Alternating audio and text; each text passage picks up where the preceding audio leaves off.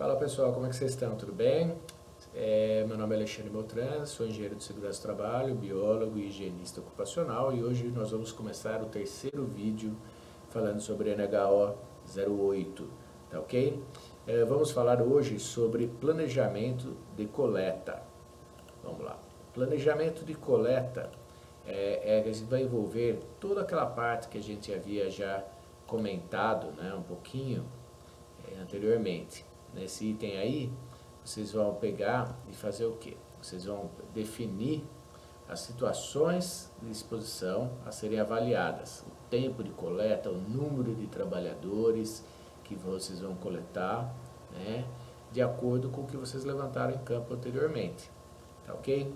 Então é muito importante que vocês, na hora que forem fazer isso, né, avaliem com bastante atenção, porque isso que vai determinar se você vai ter um gasto maior ou menor também nas coletas, tá ok? Existem dois tipos de coletas, que um deles é o mais conhecido, que é a coleta individual, né? E tem a coleta diária, que não é tão conhecida assim pela grande maioria das pessoas. Mas o que acontece na coleta individual?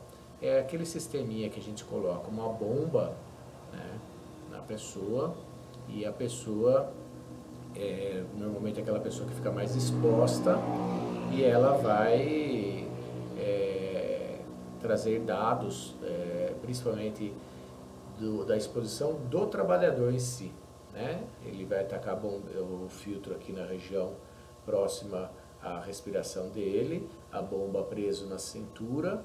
E como ele tem mobilidade, ele vai lá, mexe, volta, sai, pega outra coisa, volta, você vai ter uma ideia maior de o quanto realmente vai chegar na narina do trabalhador, ok? Já a coleta diária, ela é estática, ela vai ficar presa aquela bomba, aquele filtro, num tripé. Então, você vai ter uma ideia mais de como está o ambiente em geral. Você pode pôr várias bombas em vários locais do ambiente para saber como todos os que transitam por aquele ambiente vão estar sendo afetados de acordo com o volume que vocês captaram em cada região. É legal, de repente, esse tipo de tratamento de dados, né?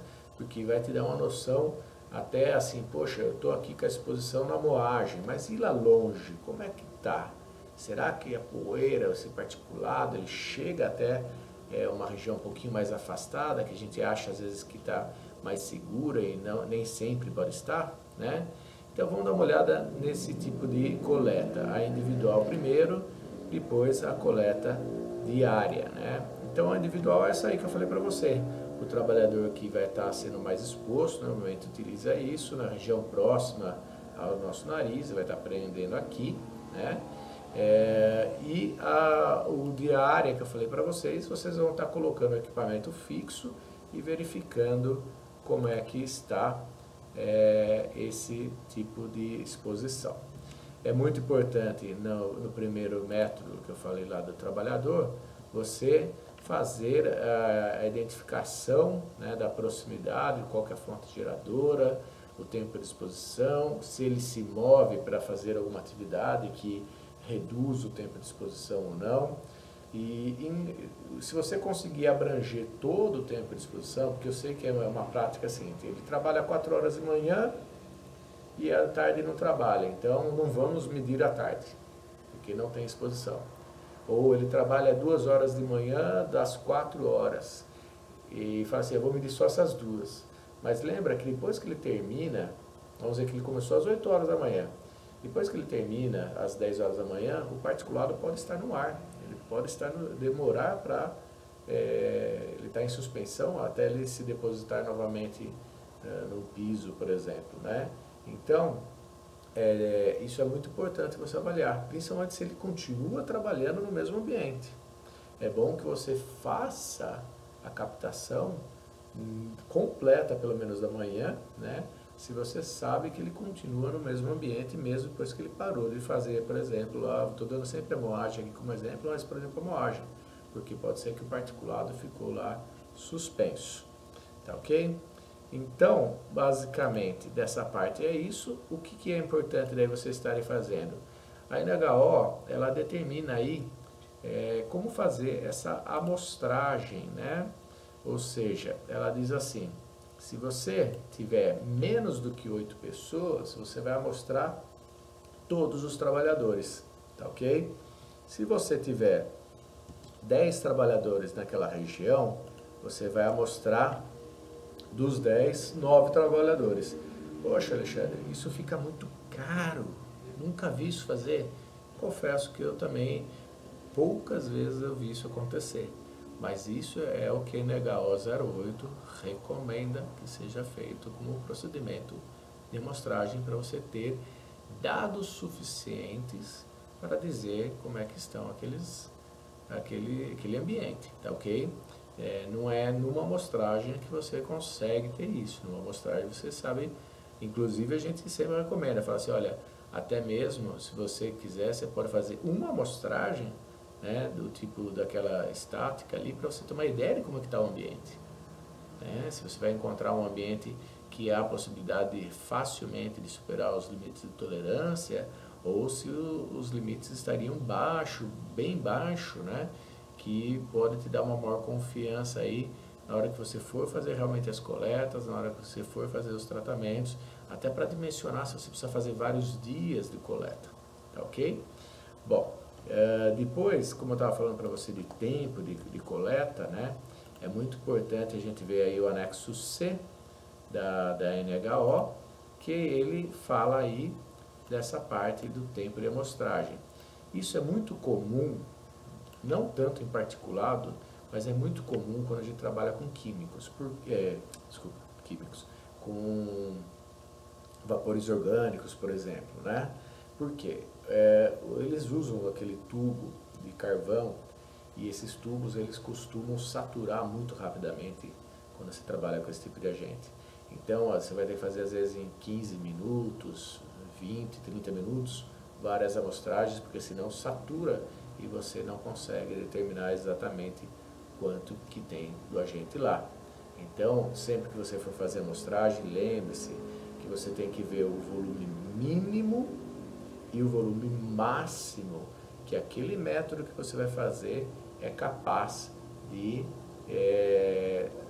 ser representativo, né? Ser real, ou seja, não adianta você coletar menos do que o mínimo se o método é incapaz de detectar o agente e se você coletou pouco. Né?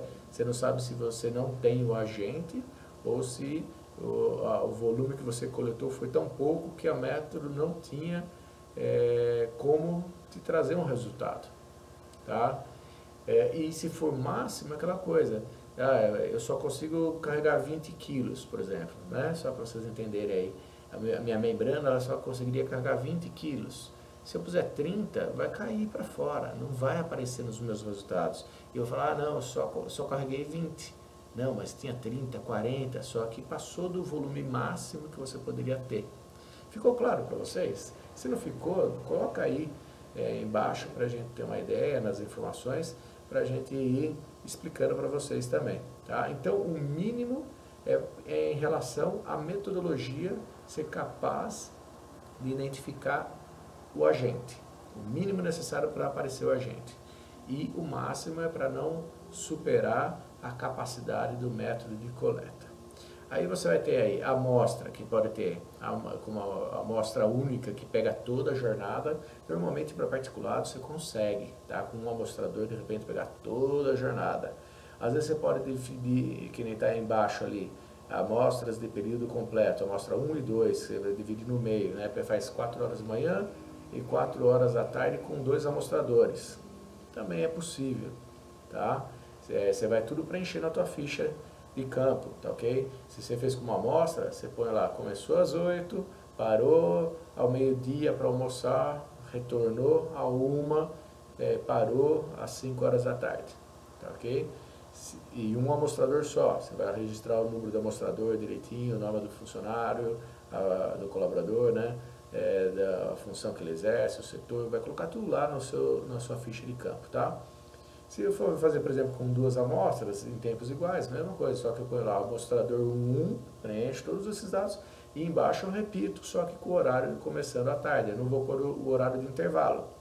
E faço com 2 amostradores. Ah, estou com medo que vá superar o volume máximo que eu posso, né, de acordo com a vazão que eu coloquei na bomba lá. Né? A gente vai falar isso nos outros vídeos, tá? Então, aí eu vou usar 2 amostradores só por segurança. Tranquilo, legal. Ah, mas vai ter um custo adicional, porque meu laboratório cobra por amostrador. Sim, mas como que você, higienista, se sente mais confortável para fazer o teu relatório depois? É isso que você tem que pensar.